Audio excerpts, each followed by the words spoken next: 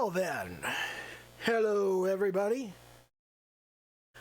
I get the old glove on. Another week has gone by. It is time to do some more Bort. It's such an obnoxious Bort. It's like you're about to throw up. Jeez. Hold on, I'll get a bucket. Anyway, if you're watching this, you're watching it on YouTube because I have not actually uploaded this yet. I haven't started the stream yet. So since you're watching on YouTube, do the little YouTube dance, like, comment, subscribe, all of that stuff. And let me come on over here and we'll get started on the actual stream. I will jump into the voice chat. And now that I'm in the voice chat, I will go in and I'll start the screen share. Hey, Katrina. I see Katrina's here. Hey, yeah.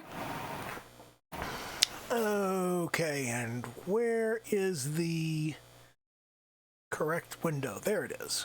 All right. Yep, there we go.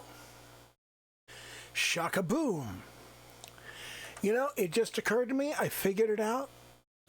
This is stupid of me, but I just realized when I stream on Discord, I'm streaming in 720p. That's why the file sizes are so much lower and the upload time so much faster than when I do 1080p Minecraft videos. I don't know what's wrong with me. What? It's like, what the hell? Of course they're twice the size. I'm an idiot sometimes. Okay, anyway. What I've been working on this week is I've been doing a lot of work on hair. And in particular, I want to talk about some specific things that I've done with brushes. Because, as I'm sure those of you that have been hanging out on the stream and watching this before, you know that drawing the eyebrows has always been it's kind of rough for me because you got this little tail that you got to do. So it's like if you zoom in here, it's like you draw the initial eyebrow, then you got to kind of get this little tail in there, which doesn't work very well. And what I've been messing around with is I've been messing around trying to get a brush that will do a better job of it. And what I need is I need a flat brush. So what I've got is it's not a lot of change. It's the existing test brush that I've been using, but I've changed a couple of settings on it. And the only real settings that change is if you come over here to brush tip, you'll see that I've set the thickness from 100 down to 50. And then down here at the starting and ending, I have a starting and ending of 50 and 121 respectively. That should actually be 120. And on the regular custom test brush, the starting and ending brush size are not specified at all. There is no starting and ending thing, so there's no effect on that. And by setting those effects, what I end up with is on the custom flat brush, when I use the custom test brush and I do the same thing, I get a bit of a tail, but it's not much of one. I mean, it's kind of there, but it's not very traily. It doesn't really kind of thin out the way that I want. Whereas when I use the flat brush, it gets very kind of taily. And you can see that it comes out a lot better. There's still a little bit of work that needs to be done in there to kind of fill in the internal bit.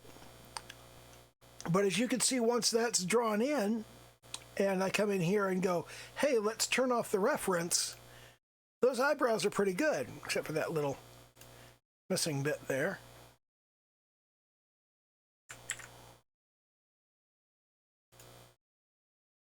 And you can see those eyebrows actually match pretty closely, and that's reasonably quick with just one little brush stroke that I then need to clean up a little bit.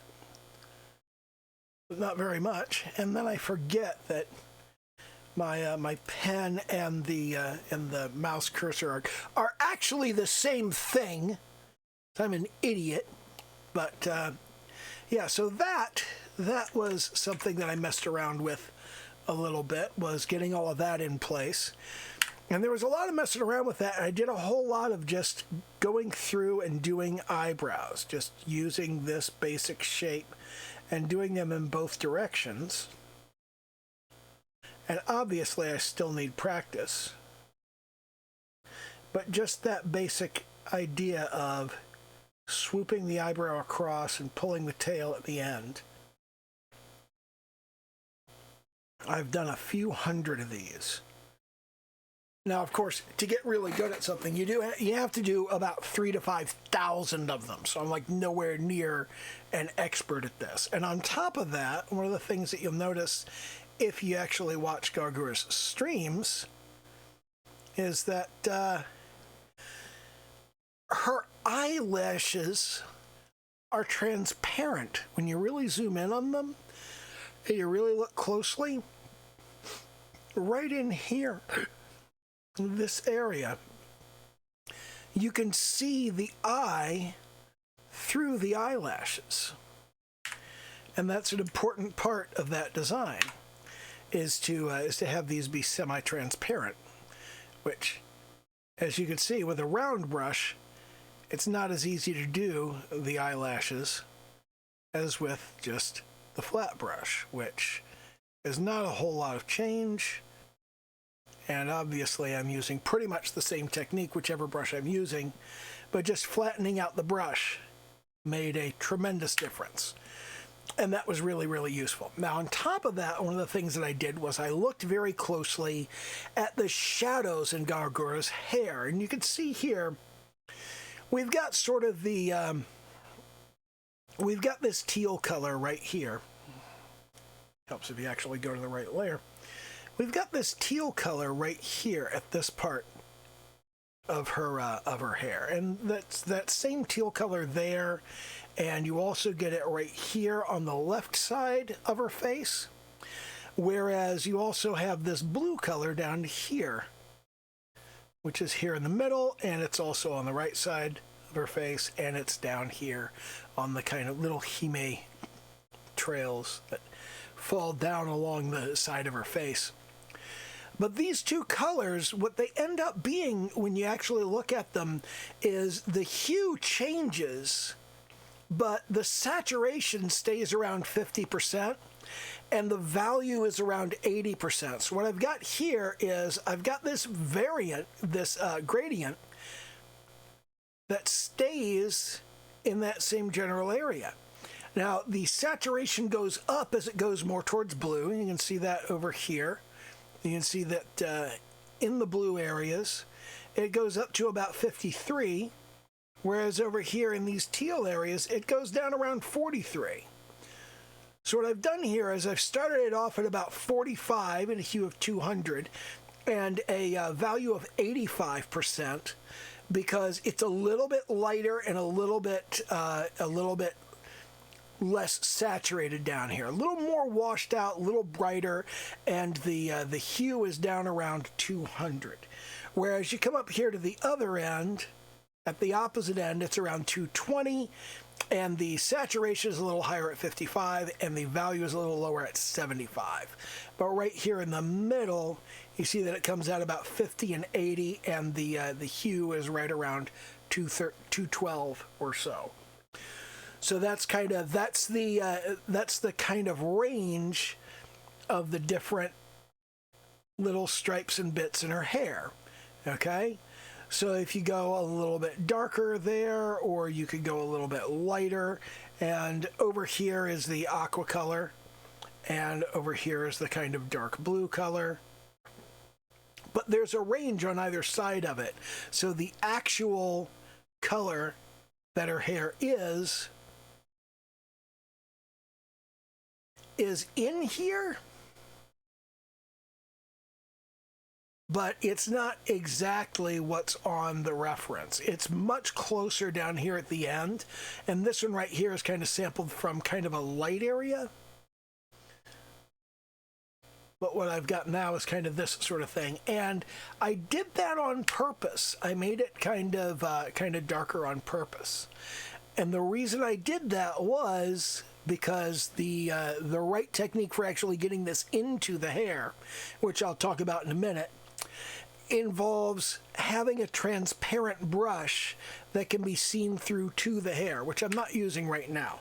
We'll talk about that in a minute. But I did the same thing with the shadows in the hair, because the shadows don't go from white down to black smoothly. The blue comes out of it slower. So the blue's always a little bit higher, and the green's always a little bit higher. So the red goes down all the way, and the green goes down slower, and the blue goes down even slower. So because of this, you can see that in this area right here, we've got a 219.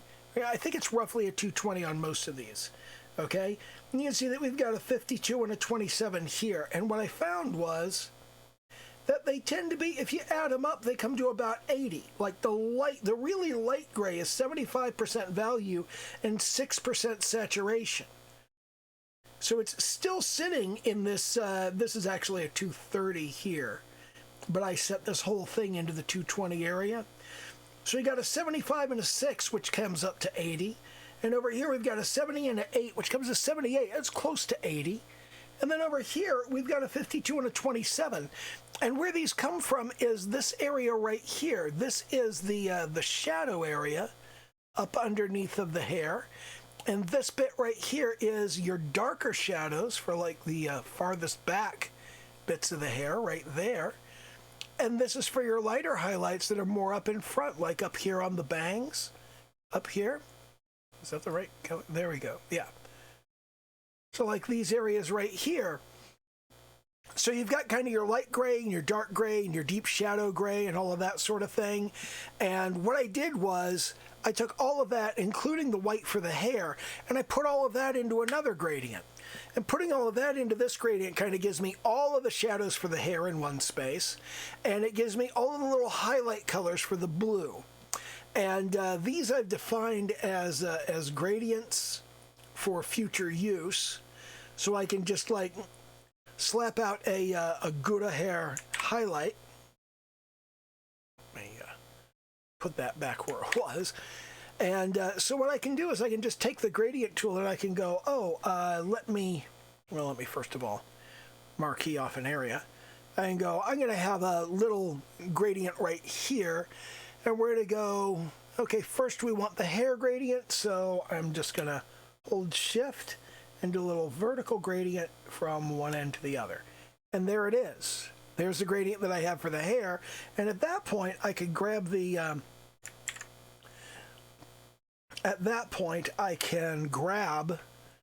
the marquee tool again, or I think I can move this.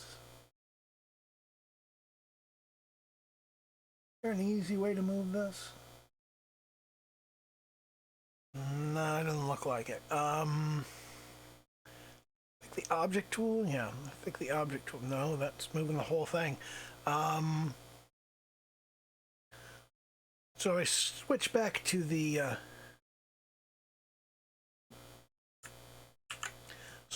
marquee tool, make myself another gradient. And you can move that around when you first do it.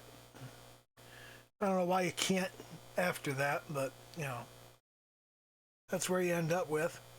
And then I can come over here to the gradient again, and I've got the highlights, and I can just, once again, end to end, vertical. There we go.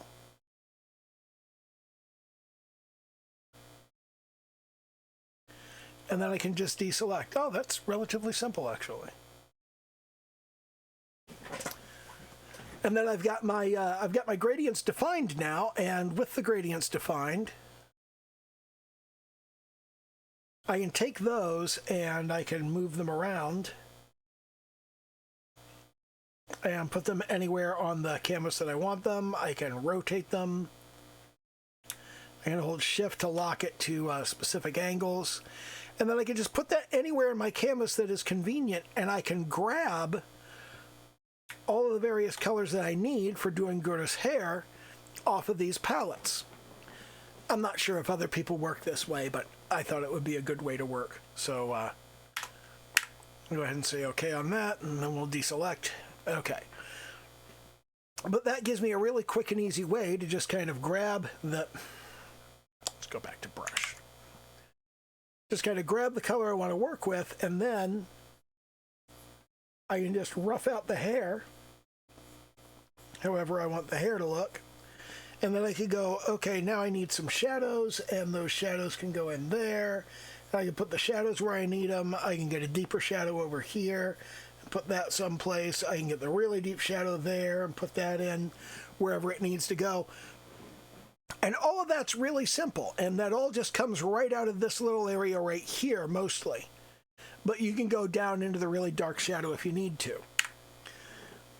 And that struck me as an easy way to work. So that's the way I did that. And I think that's actually going to be better than having these individual swatches right here, which is the way that I've been doing it. And I think that it'll actually be better to use the these various gradients instead. Because, you know, if I turn off the reference, a lot of the little bits that I painted there are kind of hard to see because I painted them over the same color, but there they are. Now, they've been grabbed off of the palette, and because they've been grabbed off of the palette, they do match, but you lose a certain amount of expression and a certain amount of artistic sensibility. Which leads us to the next thing. Let's jump into the custom test brush. And we'll raise up the brush size to about 150.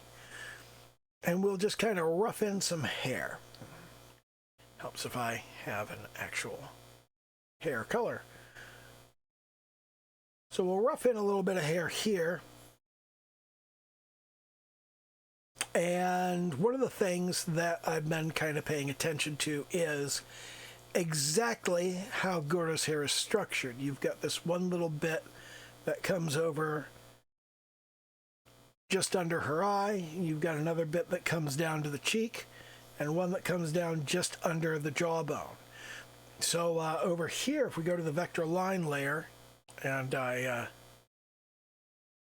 take just plain old black here,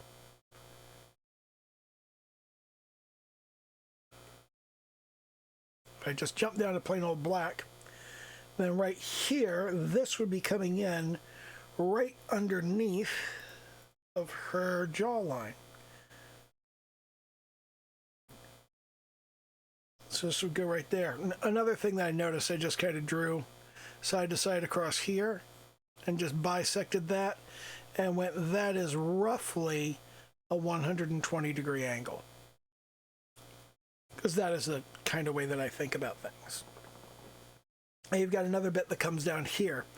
But I was looking very closely at all of this and figuring out how it works, and it kind of operates in this sort of double layer section over here. If you recall the times that I've talked about simplifying anime hair, I've talked about how you could divide it up into 7 sections. Well, really kind of 8 sections. But you've got the center bangs here. You've got your side bangs on either side, and then you've got the little area over here, which hangs out in front. And on Gura's hair, this is sort of divided into 2 tassels here. And each of those tassels is in turn divided into 2. So you've got one little clump of hair there, and you've got another little clump of hair here, okay? And each of those has a sort of little spike on the inside. They're almost copies of each other. So if you take this little bit right here, in fact, let's go ahead and do that. Let me just kind of trace over this really quickly. And if we take that and we marquee it, well, let's get the whole thing first of all. And then we hit transform. We can move this down, and you can see that if I scale it up,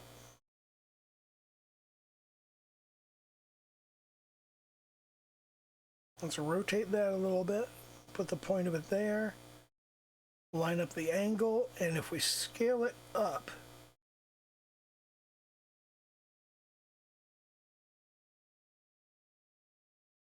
it almost matches. It's a little bit smaller than that, but you can see that that crease goes in almost the same amount of space there. And this comes down at about the same angle. And it's not strictly speaking 100% accurate, but it's the same kind of thing. Back to our brush. So what you've got is that little bit, and then you've got this little bit, which is almost the same. And this bit here, you've got a little bit of shadow right here, which does not belong on the vector layer. And when you're doing this shadow, here's the thing. I come over here to the watercolor brushes. The watercolor brushes are a lifesaver here because they do the thing I've been trying to get brushes to do. So first things first, you can lay in your initial color about where you want it to go, and you can layer color on top of color. But more importantly, on the transparent watercolor brush, it'll fade that color in. This is a lot easier to see if I use a brighter color, like if I come over here.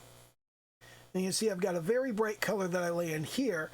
And if I continue to lay that down, it'll thicken up as I go over top of it. But on top of that, if I just kind of lightly, with light pressure, go over the edges, you can see that it kind of spreads out. And if I go to the transparent watercolor, that's even more pronounced to the point that it's almost a blending brush. And it works really well. You can draw these trails out on either side. And you can really kind of see what it's doing here. And this is exactly what I was trying to get one of my other brushes to do, was to just kind of lay down color quickly and then blend that color just sort of automatically. And the magic tool I was looking for to do that is the watercolor brush, which is apparently designed for this exact kind of thing. So I can put this, well, that's a little bit much. I can put this shadow in here, and I can go, well, that shadow's too dark, but let's lighten it up. So let's smooth out that edge, and let's smooth out that edge, and let's just kind of fade it in. And this is all with just the one brush. Just this one brush is doing that. And I can fade that watercolor down significantly.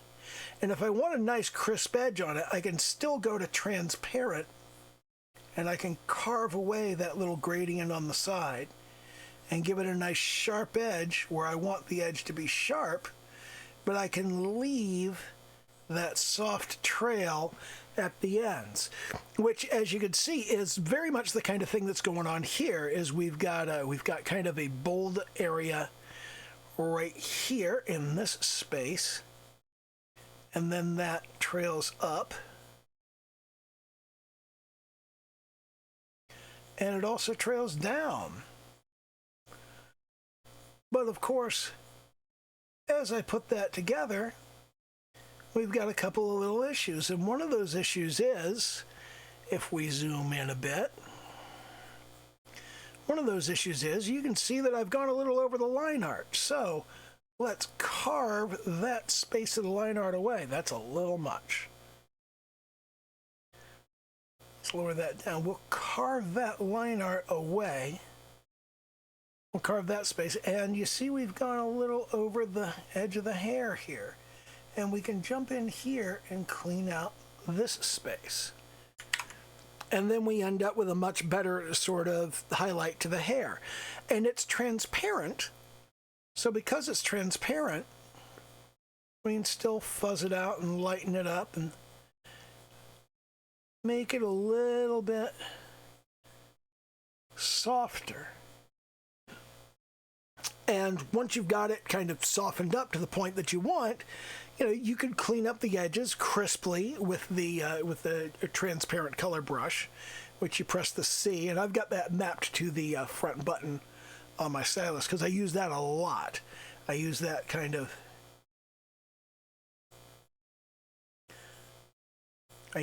carving capability rather frequently.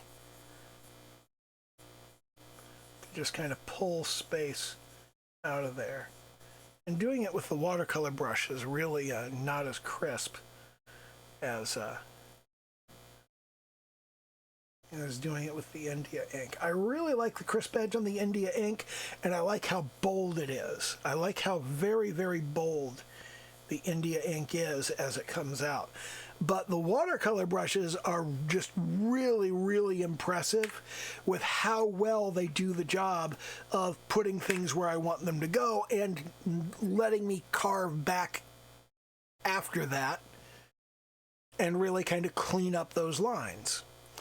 And that's exactly what I was trying to get at with, I was trying to do this sort of blending brush in India ink, and what I really wanted to do was I wanted to have something that I could fuzz like a watercolor brush, and it never really worked. It just I tried all kinds of stuff, and it never did what I was wanting it to do. But when I got to playing around with different kinds of brushes, turns out what I was looking for was what I was looking for was the watercolor brush. That was the result I was looking for, was the ability to just kind of fuzz one color into another.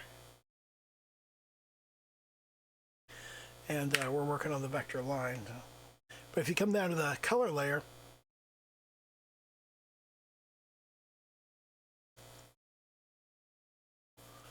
lay down one color and then lay down another color, and then you can go through and you can blend them together, and that works really, really well. I was really very pleased with that.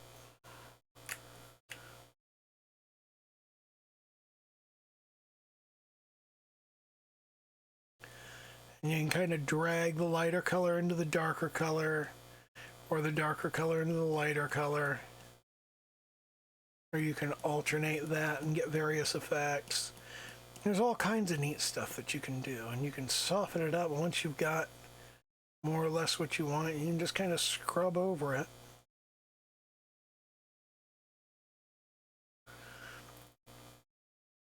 And with a larger brush, you can really get a very smooth sort of effect. And almost completely erase that boundary.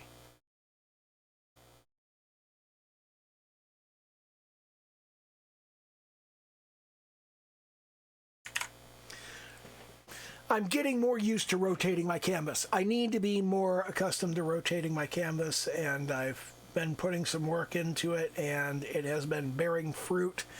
I'm still not at the point where I'm doing it as a matter of second nature, but I will get there.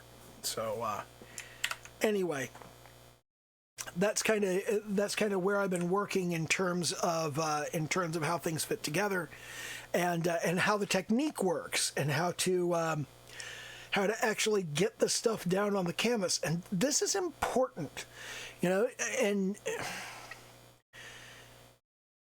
you need to spend time with your tools to understand how they work, so that when you're using them, it doesn't feel like you're just kind of floundering around. We get hooked into a tool and we just stick with it. But you have to take some time and you have to play. You have to figure out what the different tools do and how the different tools work. And if you're not doing that, then you're not going to get to know your software. It's like there's all kinds of stuff in here that I don't mess with very much. Like there are all of these amazing effects and cross-hatching and just these patterns and stuff. It's really ridiculous the amount of powerful tools that you've got in the toolbox with Clip Studio Paint. And I don't know dick about any of this stuff. I just don't. But I've got some interesting stuff here. Like you've got the bumpy line. You can make it big. There's all kinds of just little shortcuts. I think I've got one that's a zipper. Artificial, is that it? Here's barbed wire. Wouldn't it be cool if you could do this with like tattoos? 8 million people that just have barbed wire everywhere. But you can do all of this stuff. You've got caution tape. Look at this. This is amazing.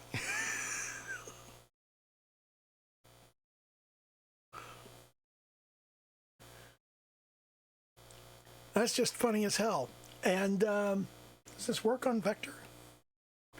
It does, and it recolors. Oh my God, that's amazing. That's fantastic. You've got iron. Holy, whoa. You know, the more I look at stuff like this, oh, crack. You could draw crack. Oh, wait, that's not what I expected at all.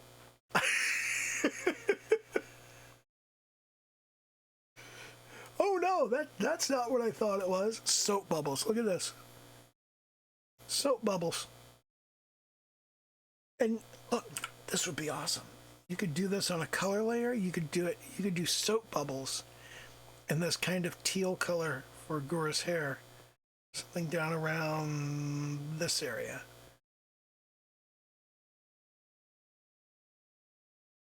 Oh no, they're rainbow. They don't really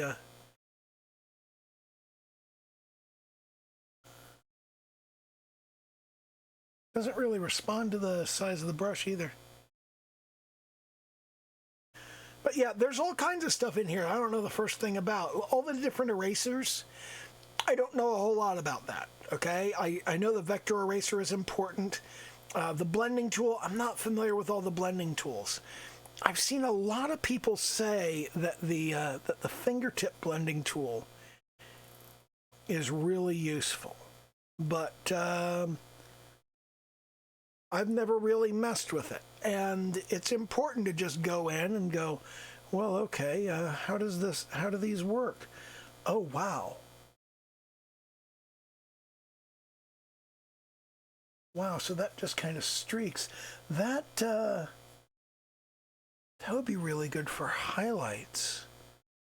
Like if you started from a brush, if you had like a dark hair like this and you wanted to put a highlight in it, you could just do that little thingy there, and then you could go over to the fingertip blender and you could just kind of pull in, pull out.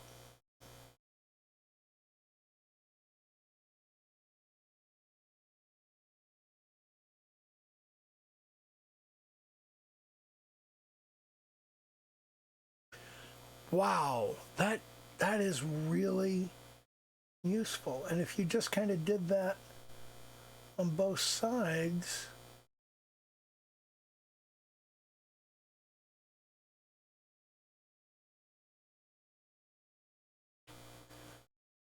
that's an interesting effect. That is definitely something worth playing with. That's got a neat kind of. Ooh, that's got a sort of a push brush feel to it. That's got, you know, there's if we start with something like very dark like that, and then we go, okay, now we're going to take something bright like this and like this, could probably do like a tree. I could probably just like, I could probably pull out like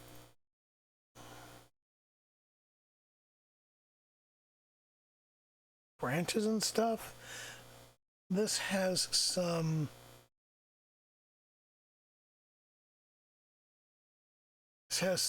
interesting possibilities.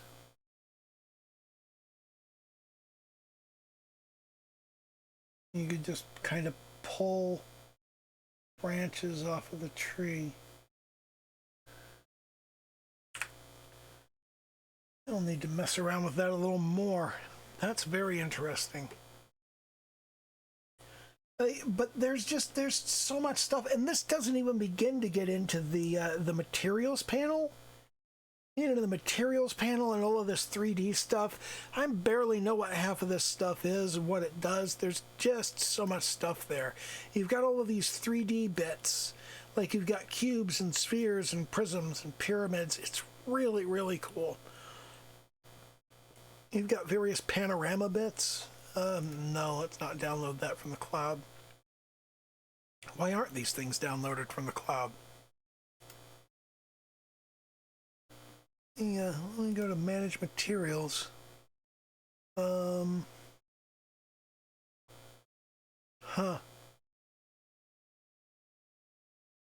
Well, I don't want to go messing with that too much. I'll mess with that another time.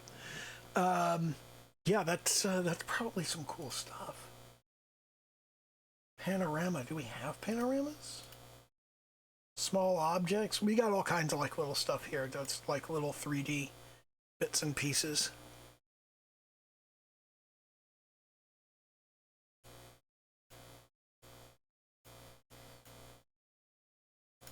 And say, let's turn these around. Let's move them a bit.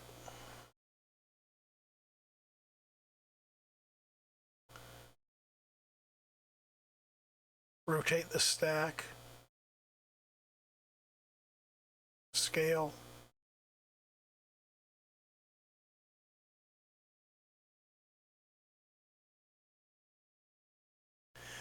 But yeah, all kinds of cool shit in there. This is a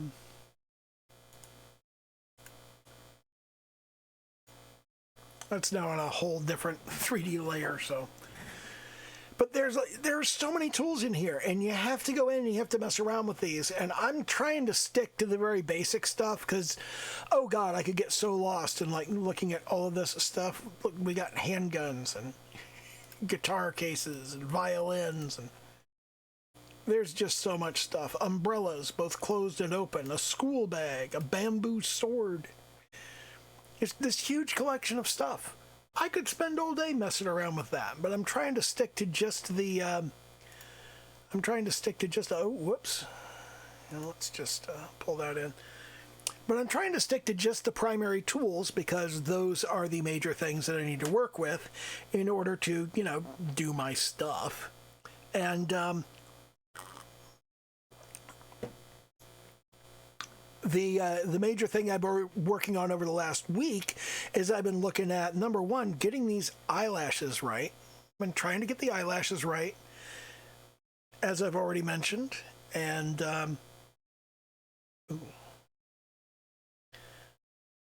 in order to get those eyelashes right, the major thing that I needed to do was build a new brush, custom flat brush.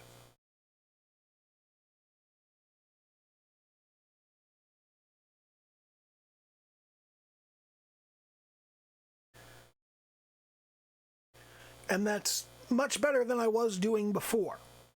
Now, on top of this, there's a whole lot of stuff around the eyes. I still don't know how they do these eyes. They're so gorgeous. These eyes are so good. Oh my god. It's unbelievable how good these eyes are. I don't know how to duplicate them. There's just like, I feel like there are layers upon layers upon layers. Like there's a medium blue in the back. Let's go to a color layer. Like there's a medium blue in the back.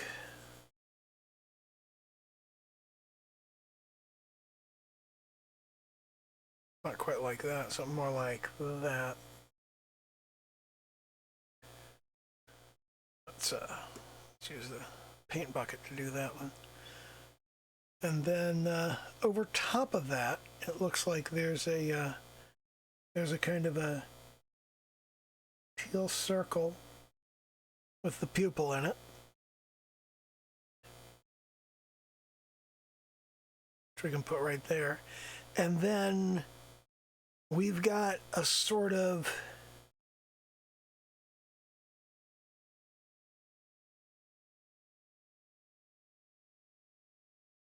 very light kind of white color thing going on here.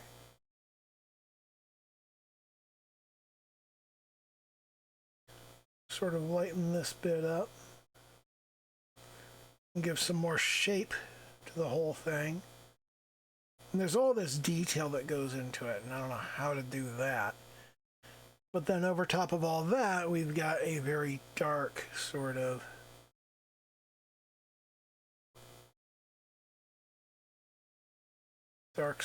wash over everything, just the shadow.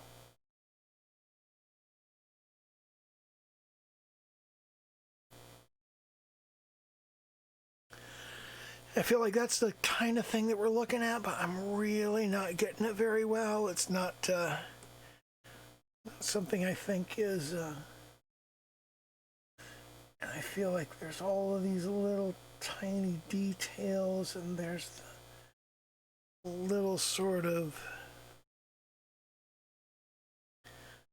There's this kind of dark circle bit right there.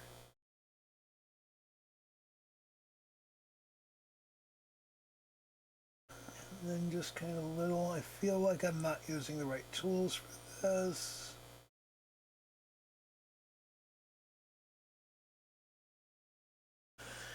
And I don't know. I don't know what the technique is for that, but I am working on it. I'm trying to get something that approximates what I want with it.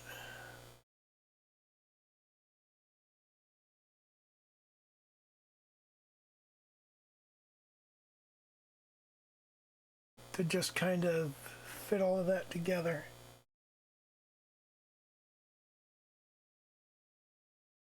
I don't know. It never looks quite right. It just never comes out the way that I want it to.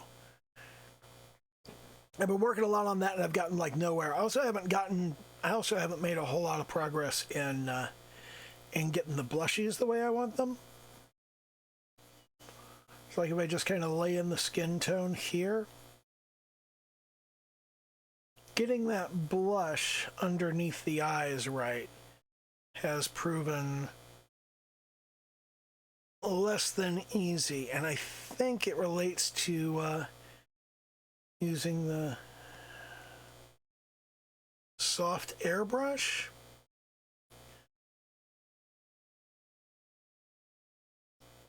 I think what I need to do is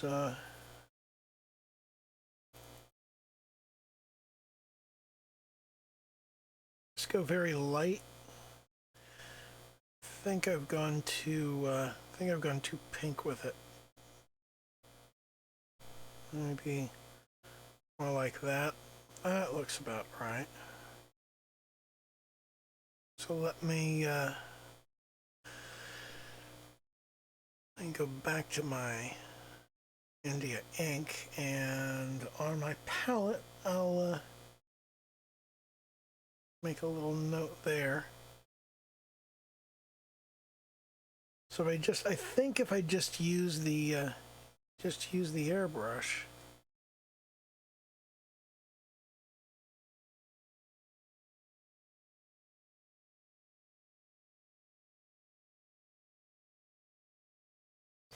I think that's about what I'm looking for right there.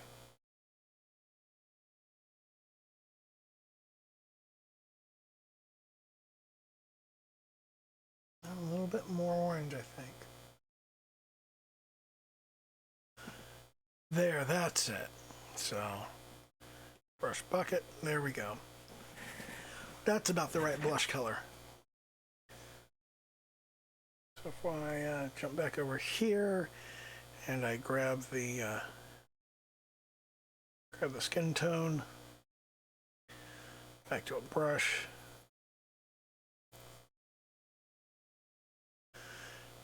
and if I go from there to an airbrush and I just kind of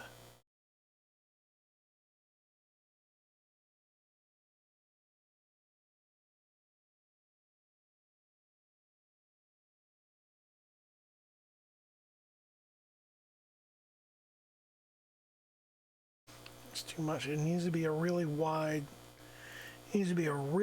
brush. Just a quick swipe. That about does it. That looks about right.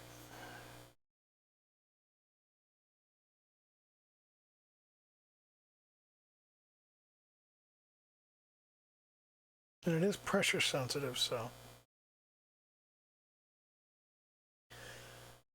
that looks about right. That looks like I've about got the right effect there. I should make a swatch for skin.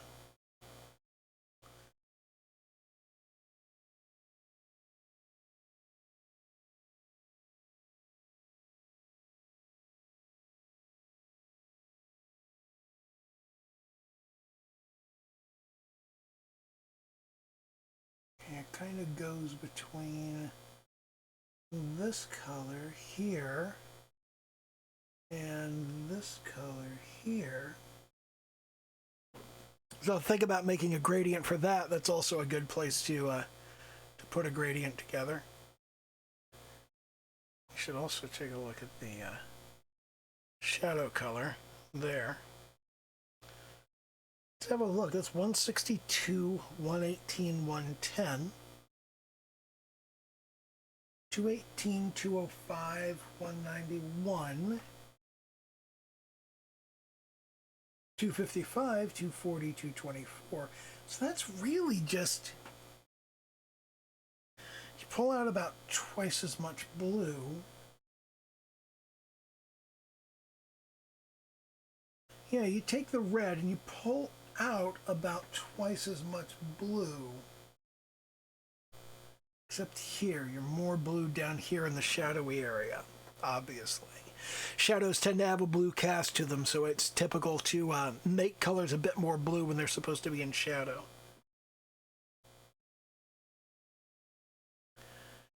Yeah, it looks like what we're going with here is 224, 240, 255. Well, that's just a 16-16 split down, is all that is. So what we'd want to do for that on a gradient is, let me create a new subtool, and we're going to call this Skin. Boom. And we're going to take that and we're going to go, all right. So from this end right here, we're going to grab this color and we're going to plop it on in there. And then we're going to take that color and we're going to plop it on in there. We're going to see how that ends up. That looks about right. Let me first of all get rid of the ooh. Okay, I need to do something with these because I've placed them on the wrong layer. So I'm going to take these and I'm going to go, there is a copy paste, there is a copy to new layer thing. Expand, shrink, delete outside. Copy and paste right there. Well, now we're going to do cut and paste. And that's going to give us a brand new layer. And I'm going to take that layer I'm going to scoot it up and I'm going to say, okay, merge this with the layer below. And now all of that's on the palette. And the palette is where we want to be working right now. So we'll jump over to color and we'll delete that little swatch of skin. And here in the palette, what I want to do now is I want to take our gradient. Well, I want to, first of all, let's jump to the magic wand. Let's grab that. And now we'll, and move that up here, and we'll see if we can't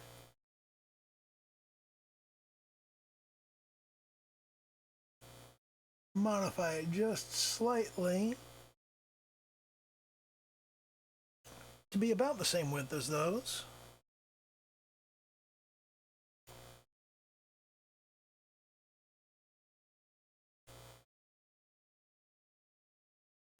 About the same height, about the same width, and we're going to scoot it over here. We're going to take the reference out of the picture, hide the vector line, and we're going to go down to gradient. Take our Gura skin, and where is my, there it is, okay. We're going to shift to keep it straight. We're going to take it all the way across, boom. And now we'll,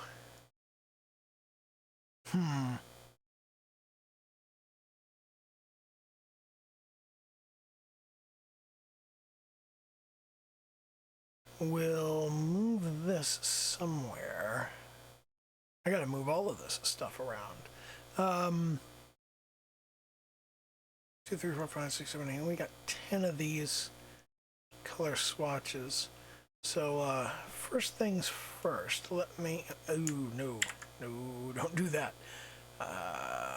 Marquee.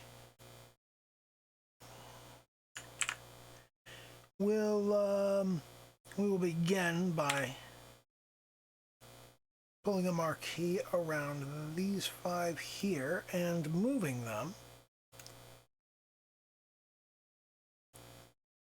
over to the side here. And to fit them in the space, we will transform them. Then we'll do the same thing over here. Mark OK.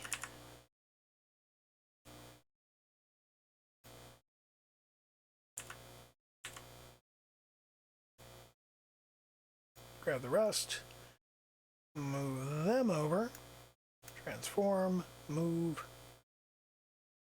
line them up like so, scale them down like so, done. And now we can grab this area. I think we can do that. Yep. And now we transform and move that, and we can move it right down here. So now we've got the hair and the highlights and the skin, and they're all right in the same general area. And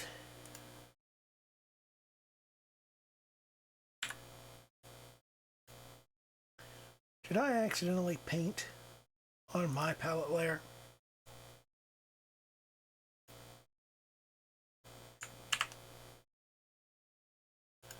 Well, let's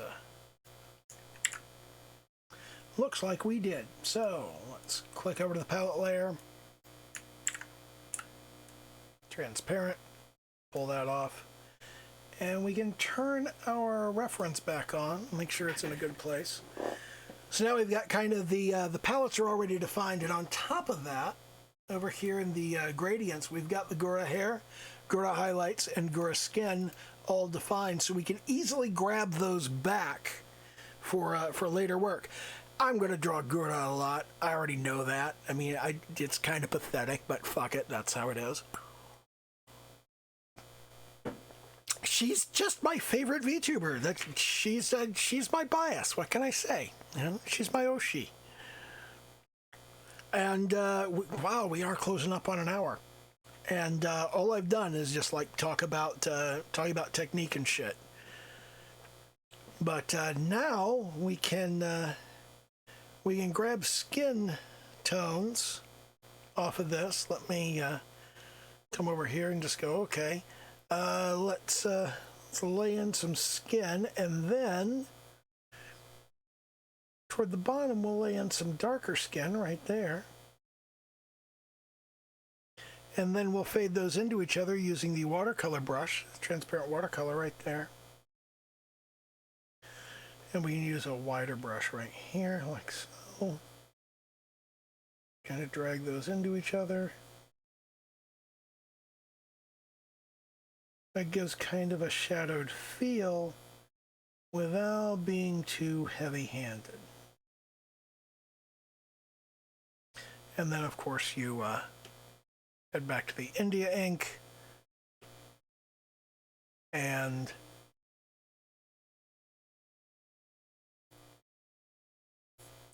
carve that clean edge that you're looking for.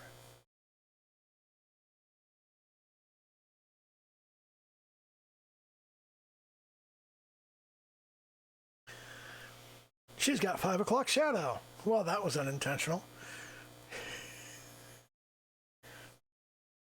But yeah, now we've got that, and we've got way down here at the bottom, we've got the kind of shadow skin. And up here we've got kind of, whoa. Up here we've got kind of the darker skin tone. And she has toward the bottom of the face. Up here we've got the lighter one she's got toward the center. Which is very nearly white. It really is like very nearly white. It's so pale, it's ridiculous. And I'm doing all of this on the palette layer, which is not where I want to be doing it.